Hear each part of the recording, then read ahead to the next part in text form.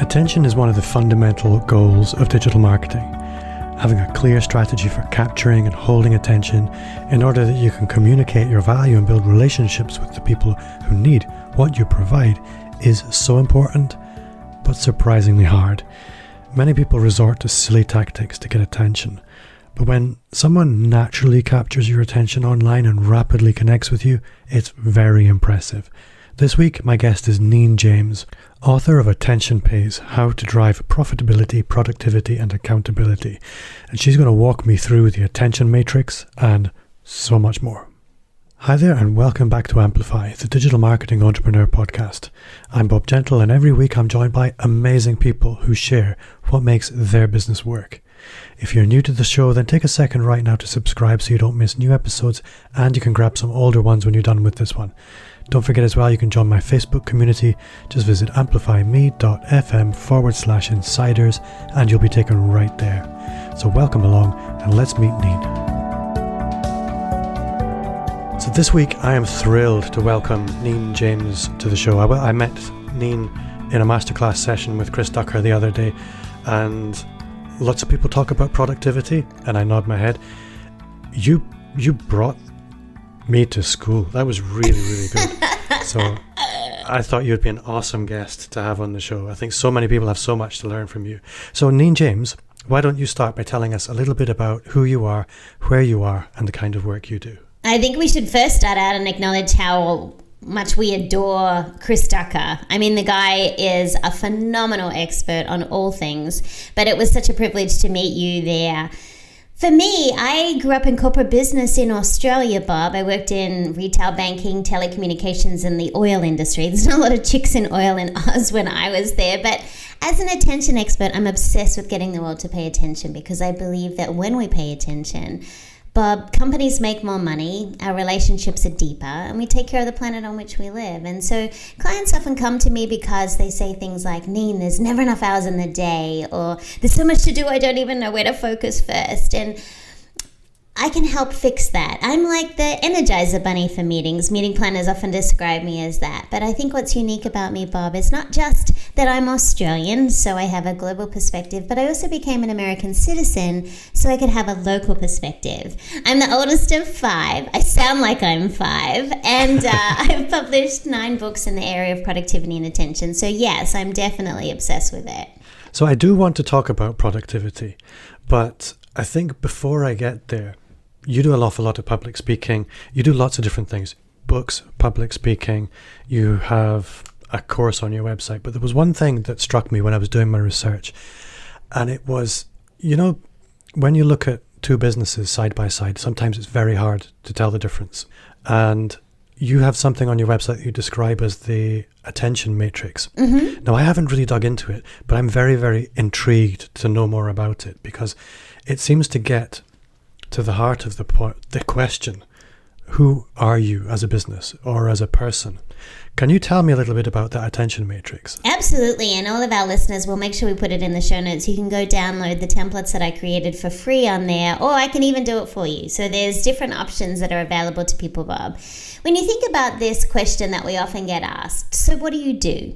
It could have been when we were at networking events, or when we are speaking in front of a room of people, or on our LinkedIn profile, or in our social media bios. Constantly people are asking us to articulate what we do. The challenge is, Bob, that we need to be able to have a technique that can not only capture someone's attention, but keep it. And that's the key. Now, we've heard over the years people need elevator pitches. I don't know about you, Bob, but I've never done business in an elevator. So I think that whole idea is crazy. But we do need the ability to capture someone's attention, build our credibility in the mind of that particular conversation, but also articulate how we add value in the world with the things we do. Thought leaders especially, when they're trying to showcase their intellectual property, need to be able to give language to explain not the old just features and benefits. That's fantastic, but there's a place where we have to really be able to articulate what problem do you solve for people.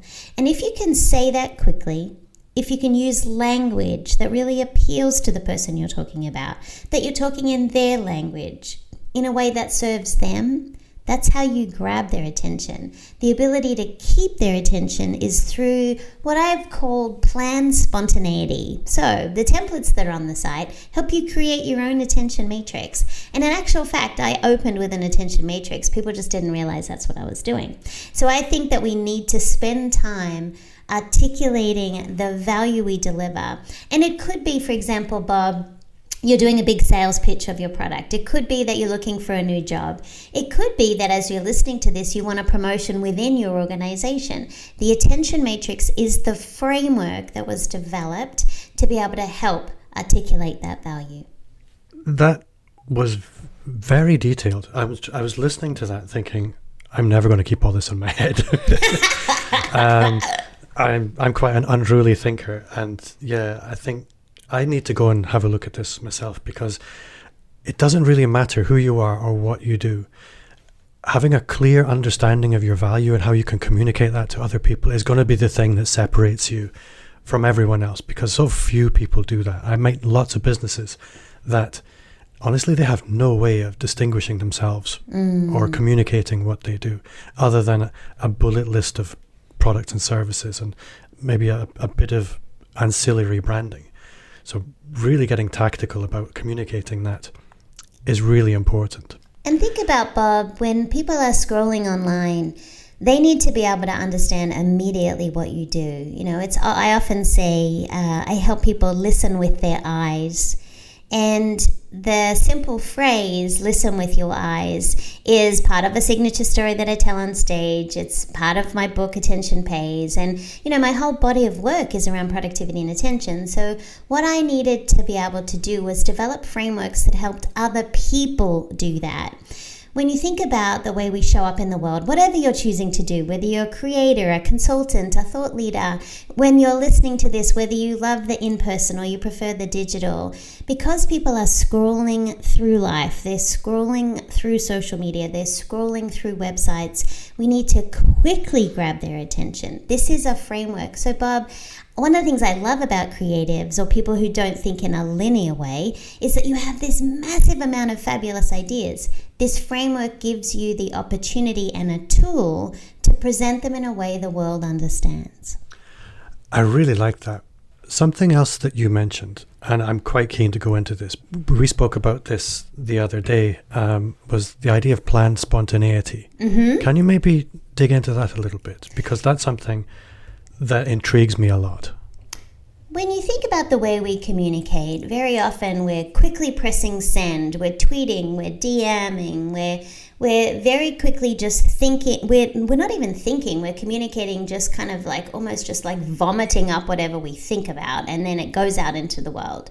Planned spontaneity is the idea that when you do the work in advance, it looks very spontaneous in the moment. For example, the attention matrix is a tool for planned spontaneity, meaning you do the work, you detail the particular elements of the attention matrix. People can download it on the site and they can answer the questions, right? Once you have the answers to those questions, anytime you find yourself in a situation, you have these beautiful words that you've spent time working on. So you've done the planning, but in the moment it looks spontaneous. So parts of the attention matrix include your background, the role you call yourself, a great metaphor for yourself. There's lots of things people can explore in the matrix. But when you do the work in advance, Bob, what it does is allows you to look very calm, very controlled, very on point in the moment. This is especially important with speaking. One of the things that I always encourage speakers to do, and as you know, that's one of my largest profit centers in my practice. When you see a speaker on stage, it's not uncommon when I get off stage, when I used to be on stages, people would come off and say, oh my gosh, you know, that story really impacted me, or what you said changed my life, or oh my God, that looks so easy. I want to be a speaker just like you. And it's supposed to look easy, Bob. I'm supposed to make it look so easy. But what people don't know is for that 45 or 75 minutes on stage, there are hundreds of hours to make that story look so spontaneous. There's hundreds of hours of preparation. The work is, when I get on stage, it should look seamless. It should look like a chat. It should look easy. It should look fun. But to look so spontaneous, I have to have done the work in advance. Planned spontaneity. I really like that, and I can see how it can be useful the whole way across the spectrum, from an Instagram story to public speaking to TV appearances and all kinds of things. I can see so much value in that. So Yeah, I'm going to make a sound commitment. bites. I am going to have a look at this attention. Good, I love because that. it answers so many questions for me. Thought leaders need to be able to speak in memorable phrases. When you think about throughout history, famous authors, speakers, thought leaders, politicians, they've established memorable phrasing. One of my most memorable phrases is called "listen with your eyes." We have these signature phrases that we use. Great creators spend time creating memorable phrases. Now, sometimes you're just on fire and you're on stage or on an interview and you say this great thing and you're like, oh, that's good, I must remember that. But one of the things that differentiates phenomenal speakers is those who have memorable, repeatable phrases. And to create memorable, repeatable phrases around your intellectual property requires planning. Great comedians look so calm when they stand up and do their bit, but we all know great comedians, some of the hardest working people on the planet, they have spent show after show after show after show just trying to get that 1 minute bit, that 5 minute bit. One of the best things I ever saw on this, Bob, was Jerry Seinfeld. It's super, super old. It was on YouTube. I don't even know where it is in the world now, but it was on YouTube when I saw it. It's very old.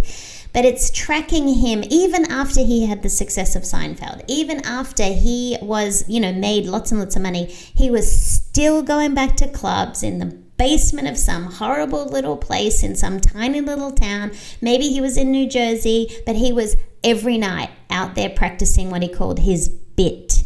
That looks so spontaneous when he's on stage, but what he has done is he's poured hours into that 1 minute or that one bit, as he says. We have to work harder. We have to work harder to create memorable phrases that really impact the world. If you change your words, you change the world. We have this responsibility. I love that. And I would like now to talk about speaking specifically, because I think for a lot of people, if you want to level up the impact that you're having, whether that's online or offline, speaking at events is something that imbues your career with a lot of authority going forward. It allows you to expand your audience dramatically. That audience will meet you offline, but they'll continue their journey with you online. And I think when we look at a lot of speakers, and you're, I understand, one of the most sought after public speakers in corporate America right now. So you kind of know this. But what I'm really curious is, we often judge speakers by what we see in the moment when they're on stage. And you've talked about the amount of work it takes to put together a good, engaging piece of work on stage. But again, we still judge what we see today. We don't understand the journey those people have taken to get to where they are. So I'm curious to know from you, sort of stick yourself on a time machine, go back 5 or 6 years. What was that looking like for you? How did you go from corporate Australia to speaking on some of the biggest stages in the US? It's funny because in corporate, one of the things I realized very quickly, Bob, is if you wanted to get promoted, you had to be able to get things done. And when I watched people, I could see they were the ones leading the projects, speaking at the team meetings. And so very quickly I realized that if I could get things done and I could help others understand how to get things done, then I would be able to move ahead in my career. And so then one of the things that I focused on was, how do I reverse engineer everything? So, for example, I was very good at getting things done, leading projects, managing people. And so I would then reverse engineer that and teach others to do the same. What that meant was I was often being asked in my corporate career to speak to the board, speak at the all hands meeting, speak at the annual retreat. And so I loved being on my feet. I loved speaking. I loved training. I loved leading meetings. What I didn't know, Bob, is that's an actual career. And someone said to me, I was in a very senior exec role in Australia, and I went to a program. It was actually a time management program, go figure, which is stupid because you can't manage time. But the person who was facilitating it said to me, Neen, you could be a speaker. And I remember looking at him. His name was Mike. And I was like, Mike, can you make any money doing that? There's a whole industry, Bob. I had no idea. So when I left corporate Australia, I started my own company. One of the first things I did was get us affiliated with the National Speakers Association of Australia. There's even an industry for speakers. Can you imagine conferences where all the people attending are speakers? Oh my gosh, so much hot air in that room. It's amazing. But the National Speakers Association of Australia is where I learned about the business of speaking and the art of speaking. In the US, there is the National Speakers Association. In the UK, there's the Professional Speakers Association. So all over the world, there are people who gather. And so what I want people to consider is that speaking is just a modality to deliver your intellectual property. So as a thought leader, as a consultant, you can be a speaker, an author, a mentor, a facilitator, a trainer, or a coach. There are so many ways to show your intellectual property in the world. This is just my favorite modality. It can also be very commercial, right? So when I started, my first speech was appalling. I'm so embarrassed for myself, but everyone's got to start somewhere. Oh my gosh, it was crazy. And I remember how much I was paid, and my lordy, like that was just a completely different time. But honey, I've been doing this for 18 years now, and so I'm supposed to make it look so easy on stage that anyone could do it. But that is years and years and years of really good speeches, really bad speeches, of all the craziness that is associated with the profession. But one thing that people need to consider is maybe you don't want to be a professional speaker, but you want to use speaking as a modality to accelerate your intellectual property. So you could use it as a marketing distribution strategy, speaking as an expert at your industry conference, being a guest speaker on a panel to elevate a conversation, doing videos and sharing those through your digital marketing strategy. Speaking is a phenomenal way to show the world what you believe, what you've got experience in, how your perspective can help change things.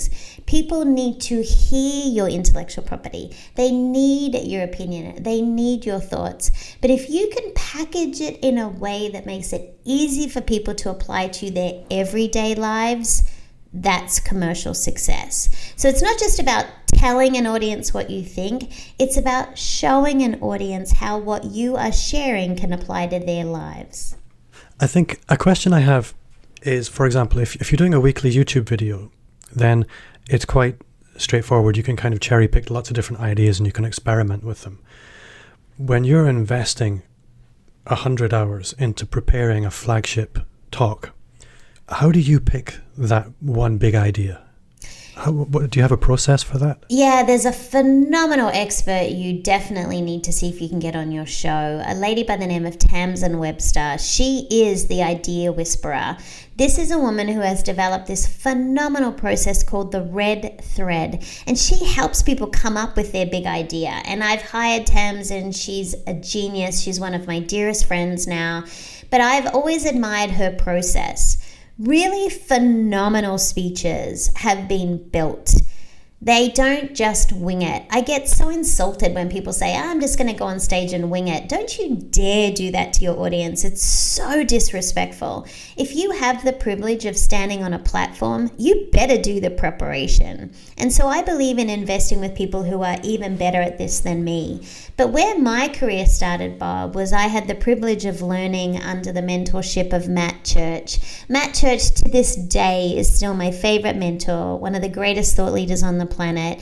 And years and years and years ago when I stepped out of corporate, he was back then, my gosh, one of the top 20 speakers in the Australasia region, and to this day is still a phenomenal speaker. But what I was able to learn from Matt was not just his phenomenal delivery on stage, but was this ability to capture our intellectual property in modules that you could then share with an audience. And so working with him as his little kind of mentee, I guess, we developed a lot of different processes that we then taught others on how to capture their intellectual property and share. Most big ideas take on average in a speech about 15 minutes to unpack. And so if you think about being able to show an audience an idea, you need to help set up for them the sort of problems that they're experiences or challenges and speak their language so they're open to listening to the potential solutions you might be able to provide for them.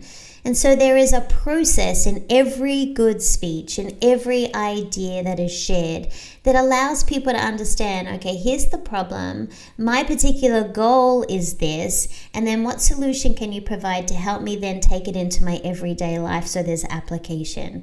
Every great speech is filled with phenomenal stories, with fantastic, repeatable, retweetable phrases, so that when the audience leaves, they know exactly how they can apply it to themselves. It's all about the audience. My job is to stand in service of that audience and think to myself, what are the biggest challenges they face right now?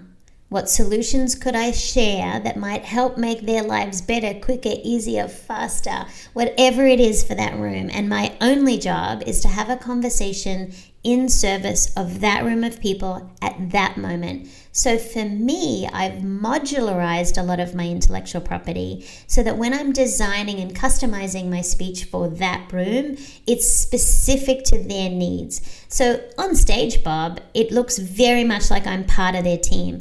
But to do that, I have this process called BDA. Before, during, and after. There's an enormous amount of work that happens before I get on stage. That's a lot of interviewing, research. I actually pay researchers to help me with this as well, so that I know their glossary of terms. I know the software they use in their company. I know the players. I've talked to some of their team members. So when I'm on stage, I can do shout outs. I know what charities they contribute to. I've done all the work so that when I stand on stage, I'm using their words, their language, their examples, and sharing case studies of their competitors to see how they are actually faring in their business. And so that's just the work that happens before I get on stage.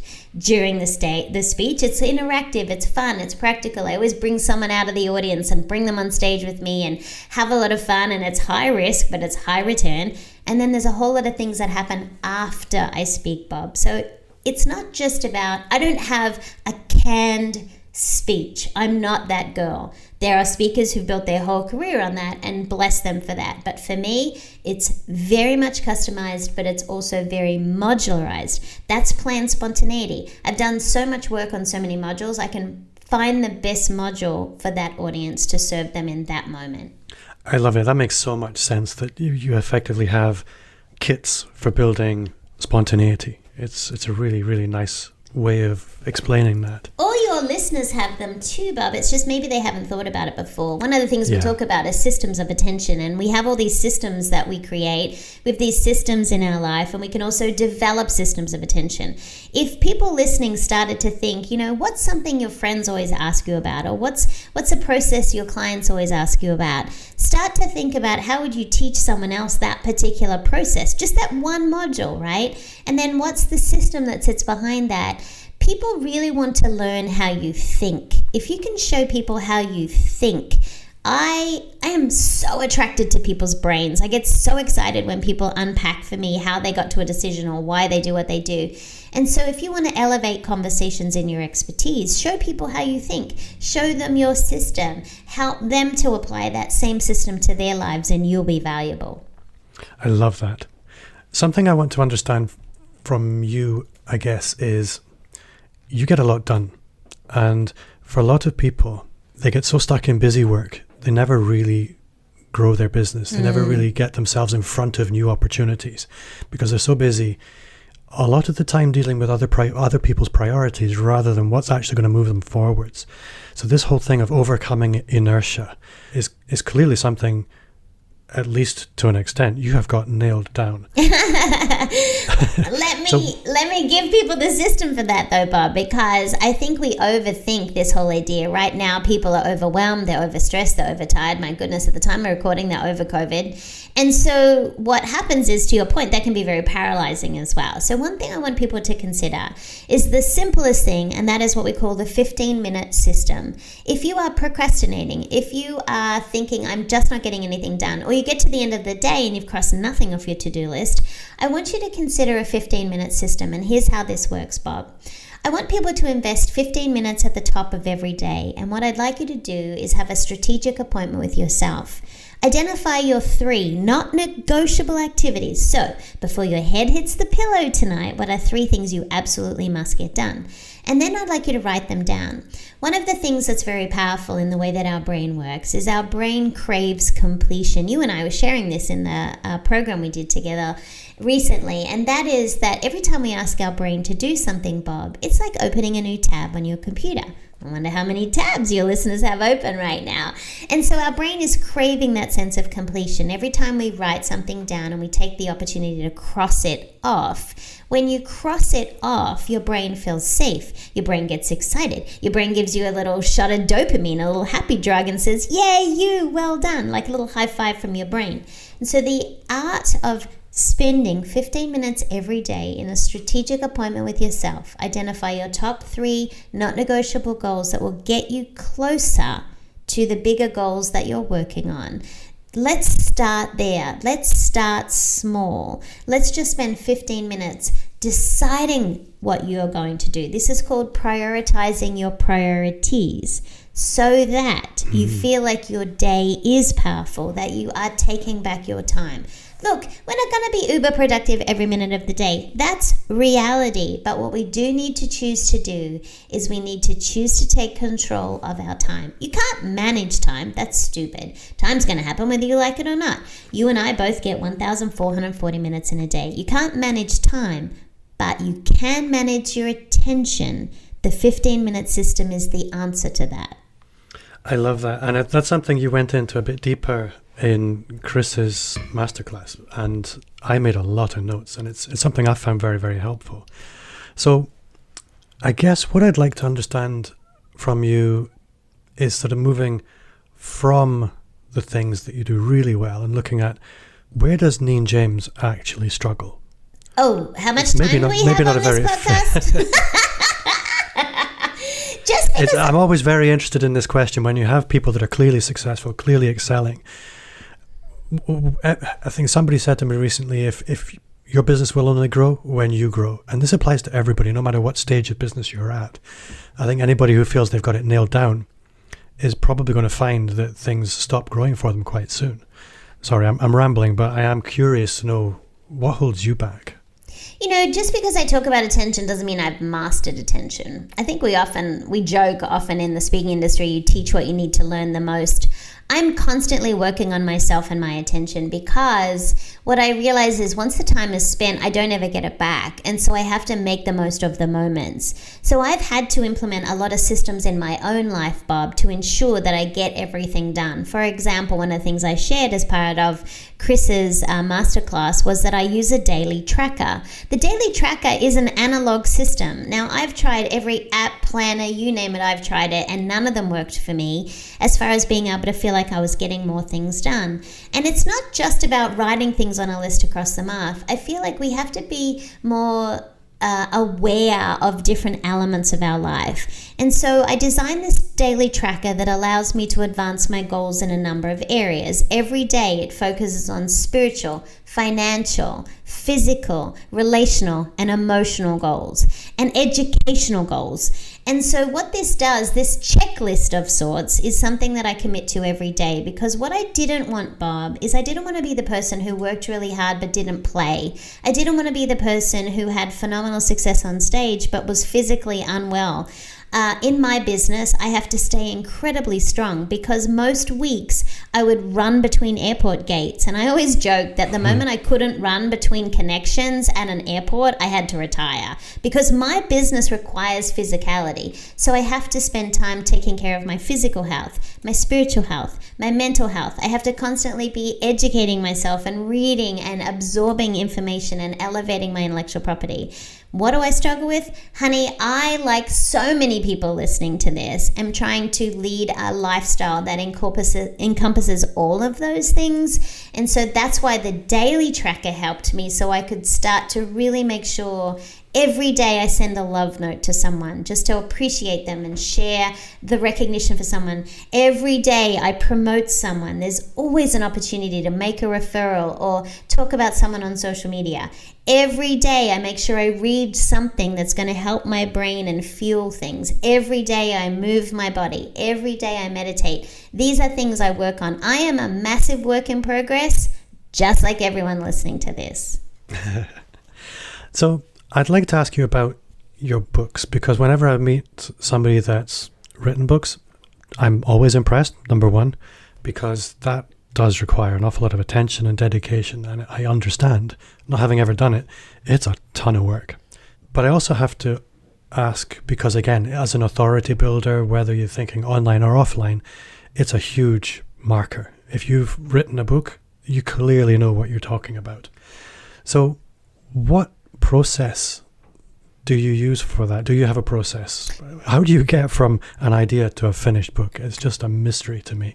But it's my belief everyone has not just a book in them, but they have a series of books. Every person on this planet could write a series of books. Not everyone has the discipline to take it to execution like that. But one thing that I want listeners to think about, if you've always had a desire to write a book, start small. Start by writing a daily update on social media. Start by publishing an article every week on your expertise. Start considering thinking about a white paper that extends that expertise and has more case studies and evidence to support it. Then start to think about how could that be a great speech? And that great speech, could that be transcribed? And could you start to then think about a series of speeches or a series of programs? My very first book, not my best book, but my very first book was really a compilation of all of the articles I had written about productivity. And so I think, Bob, the discipline is actually putting it to paper, or putting, from your brain to your fingers to your keyboard.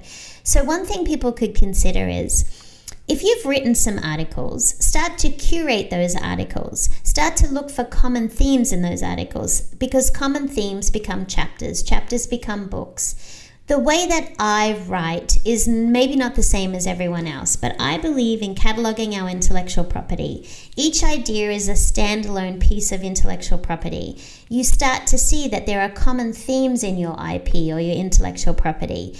And I believe everything needs to be showcased with what I call a contextual model.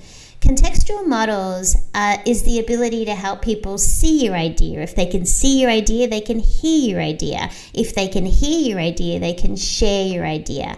And so every book I've written has a contextual model in it. And that's the premise of the whole book. So I'm different to most authors. I start with a contextual model. One of my books, Folding Time, which I'm happy to donate to everyone listening. Bob, I will give you a link where people can download the book for free. The first thing I want people to see is on page 27, I designed the contextual model first, and then I wrote the book to support the model. Attention Pays, my latest body of work, I designed the model first. And so the research is what helps me create the model. The model helps me articulate the components of the model, and that becomes chapters. Chapters, as I said, becomes a book. So when I write a book, it's probably different to most authors. One easy technique that is a fantastic, easy way to start writing a book is every idea you have, pop it on a Post-it note. Put your Post-it notes on the wall. Start to organize the thoughts together. As I said, those organized thoughts become chapters, chapters become a book. So I want people to start small. An idea on a Post-it note, a tweet, an article, a white paper.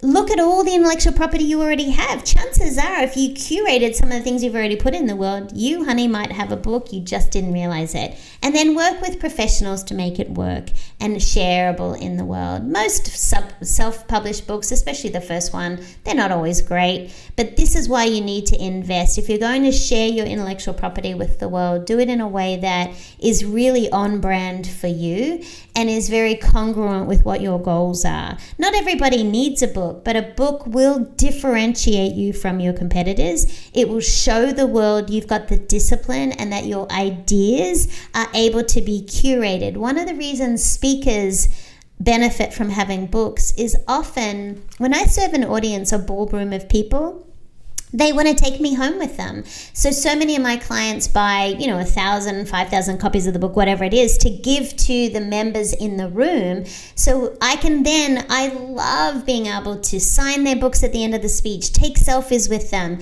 and then they've taken a little bit of you home with them. Whether they read the book or not, I don't know. But what I do love is they feel more connected to you because they have you on their bookshelf. What I also know to be true, Bob, people don't throw out books. They throw away business cards, they throw away tchotchkes, they throw away the stuff, but they don't throw away books. And if they do, they didn't deserve them in the first place. I'm a big fan of donating books. I'm a big fan of reading a book and gifting it back into the world. So I'm sitting here, 1, 2, 3, 4, 5, 6, 7 books are sitting on my desk that the authors have asked me to blurb their book. So what that means is they want me to endorse their book. And so I get galley copies of books often where people send them to me and say, hey, can you write something about my book? And so I love being able to read people's books, write reviews for them, publish it on Amazon, and then blog about it or do a video about it and then gift it to someone else. So the only books I used to have hundreds and hundreds and hundreds of books in my old house. And then when we moved, I just set them all free. And I only kept the ones that I absolutely love. So I gave a lot of them away. And there's always people who will take donations for books. So we don't ever throw away books, but you can absolutely gift a book to someone else. One of the things I love about your bookshelf, and this is how much attention I pay, is all the books are in order of color, which I thought, yes, that looks fantastic. I've done that for years. It's so funny because I'm very visual. Like if you could look at my desk right now at the time of recording, I have all my pink files lined up, all my yellow files lined up. My pink files are all the clients that I'm mentoring. My yellow files are all the speeches that I have outstanding. And so I color code my life, Bob. It's an attention system that I've put in place. The appointments in my calendar are color-coded based on the activity, which matches the folder. So all of the pink appointments in my calendar are the mentoring executives I'm working with, or the yellow. So what I do is I color-code everything. And so my bookshelf is color-coded because it's visually appealing. And in a world where we're doing so much virtual, people are in my home with me now. So when I'm speaking, instead of being in a ballroom with people, they're in my home in Tampa, Florida. And so they see my office. And so it has to also look beautiful as well. And so when you think about the power of color and attention, if you have an all white room, white lounge, white marble floor, white walls, and you have one red rose in that whole room, the one thing that gets your attention is that beautiful red rose. So we can use color as an attention grabbing technique as well, and to help manage our own attention when we associate colors with activities. I love it. I think so. The last thing I would like to ask you about is what a good customer fit looks like, because in your career, what was a good customer fit 10 years ago is probably quite different to what a good customer fit looks like now. Your clients from your website range from Cisco, Comcast, Viacom, Reuters, big names, but that won't always have been the case. But how do you identify right now what is a good prospect? How do they typically come to you? And again, how intentional are you about the customers that you want to work with? One of the beautiful things about creating the attention matrix, Bob, for our listeners is that very quickly you need to be able to identify who's your avatar, or who's the person you want to hang out with, who's the person that you will spend time with, who's the person you will leave your family to invest in. In my case, I choose to leave my family, get on planes and fly around the world to stand in front of audiences, and I have to really enjoy those people. So the first thing that people need to think about is, who are the people that you would love to spend time with, even if you weren't being paid? Who will you literally leave your family to spend time with? Because that helps then decide the kind of person you want to hang out with. Bob, I'm a corporate girl. I grew up in corporate business. I love corporate business. I love being part of a team. The benefit of having a corporate background is I understand corporate. I understand politicking. I understand succession planning. I understand how to run KPIs and objectives. I know the world. I love the world. I miss being a corporate girl. So being able to serve corporate makes sense to me. But if you have a passion for academia and you love serving kids on campus and you love being part of faculty, then academia is more suitable for you. What I find, Bob, is there's certain industries that I gravitate towards because I love those people. I do an enormous amount of work in media companies. I do an enormous amount of work with luxury travel and hospitality. These are things I personally love, and so being with those leaders is energizing to me. So when I'm looking at the clients I want to serve, I need to make sure our values are aligned. The first thing that I look at is what do they stand for? And I get approached all the time about all sorts of kind of different brands that maybe I would be a speaker for. But I always talk to the client and to my team and say, is this a fit? Because my client list is an extension of my brand. And so I'm really proud to be aligned with those companies. But what people have to think about, I'm at a point in my career where I have the luxury of choice. When we start out, we don't always have that luxury. And so we're trying to pay our mortgage or put our kids through college or pay for our healthcare. We all have very different reasons while we work. I'm at a point in my career where I'm really fortunate to choose the kinds of people I want to play with. And so I think for me, I love corporate. I love associations. I love certain industries. So for me, it makes sense to work with certain verticals. When people are listening to this, think about the vertical you come from. So for example, if you had a career in banking, maybe it makes sense to go and work with bankers or credit unions, which is just a tiny little tweak, a little pivot from banking. So one thing that I've always chosen to do in building my career, Bob, is I go very, very high. So I work with a very senior leader in an organization, and then I go very, very deep. So if I go and work with the executive leadership team of a major media company, I work with them, and then I work with all of their leaders, and then I work with all of their leaders, and that's how I've built my practice. Go in high and go deep. I love that. That's a very, very detailed answer, and I think very helpful to anyone that's listening. Neen, I'm looking at the time. It's probably time for breakfast for you soon. So thank you very much. I guess what I'd like to close with is my signature question, and that's, what's one thing you do now that you wish you'd started? I would normally say 5 years ago, possibly longer. What would that be for you? Wish I'd focused on email marketing. People talked about list building from the moment I, left corporate business, and I was like, yeah, sure. And I was like, I'm not interested in that. And gee, I wish I had. I have had the privilege of working with a legend. He might be a great person to have on your show, Bob, called Michael Barber. Michael Barber is the king of email marketing, and he and I have been working together now. He has become a phenomenal friend. He's a genius speaker. I remember sitting in the audience. Anne Handley runs, also a phenomenal person to get on your show. She's like my girl crush when it comes to marketing. She runs a phenomenal organization called Marketing Profs and does a huge event. I was the keynote for Anne, but I sat in Michael Barber's email marketing session with my mouth open. I literally didn't understand half of what he said. I couldn't write fast enough. He is genius. So I hired him to help me with my email marketing, and it totally changed the game for me. So I think if you are at a point in your business, no matter where you are, whether you've been in your business for 1 month or 1 year or 10 years, really being able to think about how do you want to stay connected to people who want to hear from you.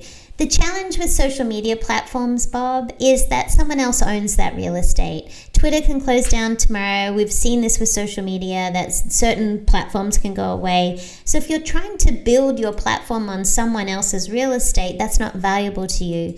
But your email list, the people that you communicate with on a regular basis, you own that list. They're your people. It doesn't matter how big that list is if they're engaged. And so I wish I had done that earlier in my career. I wish I'd got more serious about it. And oh my God, I wish I'd met Michael Barber many, many years ago. But he has been an absolute key to the communication elevation with my audiences. And I've really enjoyed watching that.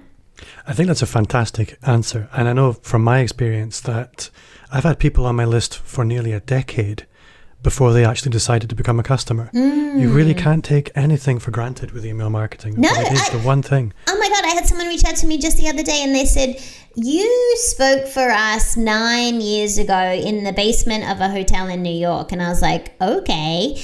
And she was like, and I've been on your newsletter list ever since. And I just didn't have the budget to bring you in. But now I'm in a position where I do, and I want you to keynote our opening, be our opening keynote speaker at our big conference. It was one of my favorite events this year. You never know. No, absolutely. And on that note, if people want to connect with you, how would you like them to do that? Well, the fortunate thing for me is there's only one Neen James in the world. So if you Google me, you'll find me. But if you really want to see my adventures, follow me on Instagram. If you want to know more about the attention matrix that you and I have been chatting about, go to neenjames.com. If you have a look on the series tab, you'll see it there. And Bob, I will share some resources for our listeners so you can pop those in the show notes. Awesome. Neen James, you've been a fantastic guest. I'm so grateful for your time. Thank you so much for getting up early. Yeah, and I hopefully get to meet you in person one day quite soon when all this current nonsense is over. Oh, it was an absolute privilege to serve. Thank you for everything you're doing in the world to make it an even better place, especially for people in digital marketing. I love systems, but the bigger the system, the more potential there is for fiddling rather than taking action. And that's why I love Neen's approach. Everything is bite-sized and everything is moving you towards action. Before I go, just a quick reminder to subscribe, and if you haven't already, then join our Facebook group. You'll find a link in the show notes, or visit amplifyme.fm/insiders. I would love for you to connect with me on social media. You'll find me wherever you hang out. Just search @BobGentle. And if you do connect with me, message me, let me know so I can follow you back. If you enjoyed the show, then I would love for you to review it on iTunes or whichever player you use. It means a lot to me, and it's the best way to help me reach more subscribers. My name's Bob Gentle. Thanks again to Neen for giving us her time this week, and to you for listening. And see you next week.